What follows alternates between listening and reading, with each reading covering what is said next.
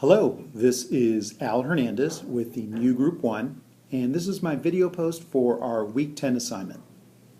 To answer the first question, what scares me most about doing a research interview is how much time it will take.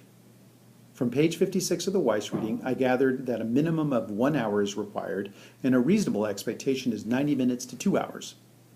Given that Weiss on pages 21 and 22 states that you need at least 60 respondents to get a reliably representative sample of the population being impacted, the interview time and subsequent transcriptions seem pretty daunting. I've conducted many interviews throughout my career, and the most time-consuming and difficult part of the process for me is not talking to people, but accurately capturing their comments and then weaving those comments into a story that's coherent and compelling. As Weiss notes on page 57, the process can be very draining. As far as the group questions, my immediate thought when I read the Sommer and Sommer description of casual observation is that, absent a framework, this type of observation is analogous to people watching. When the authors went on to describe systemic observation beginning on page 17, I began to understand how this exploratory people watching could be taken to the next level by introducing categories in a scoring system. 2 points about systemic observation caught my attention. One was the importance of looking for what is missing or not taking place in the situation being observed, and the other was the need for at least 2 independent observers to ensure reliability.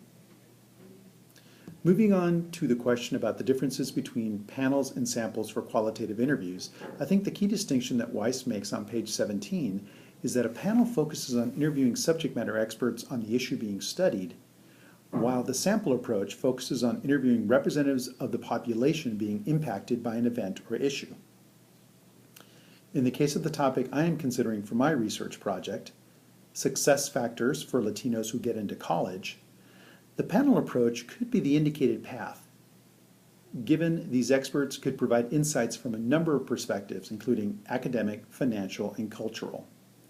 These expert viewpoints could be complemented by sample interviews, but given the diversity of Hispanics across the country, getting a truly representative sample could be beyond the capabilities of one person. Finally, I would like to end with an update on the scary legend of Chupacabra. You know, the creatures that look like gargoyles and drain all the blood from the animals that they prey upon. I just read that the mystery has been solved by a University of Michigan biologist who concluded that all of the Chupacabra reports in the U.S., including one killed in Nelson County, Kentucky, were simply coyotes infected with a parasite, which explains their appearance and behavior. Leave it to a researcher to ruin a good story.